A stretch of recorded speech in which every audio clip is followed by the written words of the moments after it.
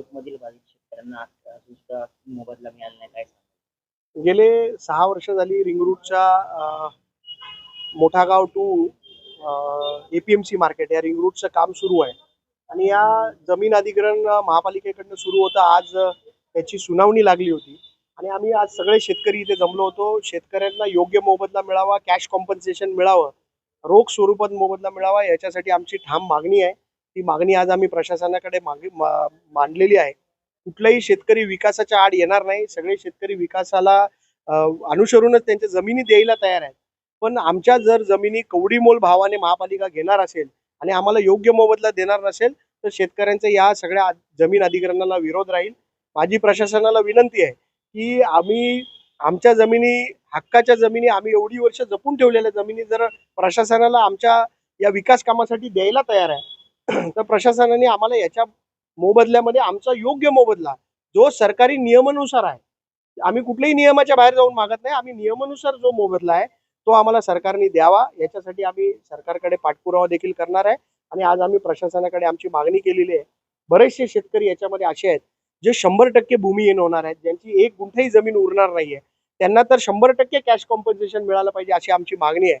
आणि काही ठिकाणी तर कॉन्ट्रॅक्टरनी जबरदस्ती त्यांच्या जमिनीमध्ये जमीन ताब्यात न घेता भराव केला होता. त्यांच्यावरती आम्ही FIR करण्यासाठी पोलीस स्टेशनला देखील गेलो होतो.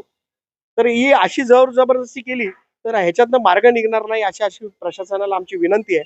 आणि या रिंग रूट झाल्यामुळे कल्याण डोंबिवली महानगरपालिकेमध्ये भरमसाठ विकास होणार आहे आणि त्या विकासाचा मोबदला देखील महापालिकेला मिळेल. हे शेतकऱ्यांना योग्य मोबदला मिळावा याच्यासाठी आता आयुक्तांबरोबर एक बैठक तातडीने लावावी अशी आम्ही विनंती केलेली आहे आणि शेतकऱ्यांवरती जोर जबरदस्ती करू नये अशी देखील प्रशासनाला विनंती केली. सरकारच्या धोरणानुसार एखाद्या शेतकऱ्याला प्रकल्पासाठी एकदाच जमीन घेऊ शकता. आता इथे तर असे शेतकरी आहेत ज्यांची प्रकल्प 5-5 प्रकल्पामध्ये एकाच शेतकऱ्याची जमीन गेली आहे, तर त्या शेतकऱ्यांवर अन्याय नाही आहे का? तर आमची प्रशासनाला मागणी आहे की एका शेतकऱ्याची एकदाच त्याला म्हणजे DFCCL मध्ये पण त्यांची जमीन गेली, रिंग रूट मध्ये पण त्यांची जमीन गेली, मोठागाव मानकुली ब्रिज मध्ये पण त्यांची जमीन गेली, अशा 4-4 प्रकल्पांमध्ये एकाच शेतकऱ्याची जमीन जात असेल तर शेतकऱ्यांवर अन्याय आहे ना. आणि आम्ही ठामपणे आयुक्तांना सांगतो की आम्ही जमीन द्यायला तयार आहे, पण आमच्या जमिनीचा योग्य मोबदला आम्हाला मिळाल्याशिवाय त्या जमिनी लोक देणार नाही अशी लोकांची ठाम भूमिका आहे.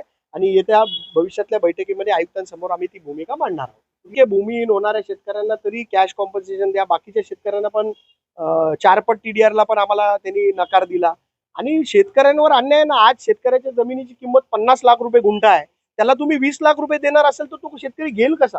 म्हणून आमची विनंती आहे की सर्व शेतकऱ्यांना कॅश कॉम्पन्सेशन देण्यात यावं ही आमची विनंती आहे. शेतकऱ्यांची मागणी म्हणजे असं आहे, त्यांची जागा जाते, त्यांचं म्हणणं आहे काही शेतकरी भूमिहीनच होत आहेत, तर त्या बाबतीत त्यांना आम्हाला पैशाचा मोबदला मिळावा अशी त्यांची विनंती आहे. पण पैशाचा मोबदला देण्याबाबत तरतूद नाही आणि महापालिकेची तशी आर्थिक परिस्थिती पण नाही आहे.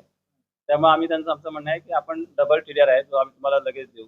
आम्ही त्यांना ॲग्रीमेंटचा फॉर्मॅट पण आणलेला आहे, तो आम्ही त्यांना आताच तिथे देतो. त्यांनी प्रत्यक्ष सहाय्य करून द्यावे, जेणेकरून आम्ही तो 7-8 दिवसात कारवाई करून DRC सर्टिफिकेट त्यांना देऊ, जेणेकरून त्यांना मोबदला मिळेल, लवकरात लवकर मोबदला मिळेल.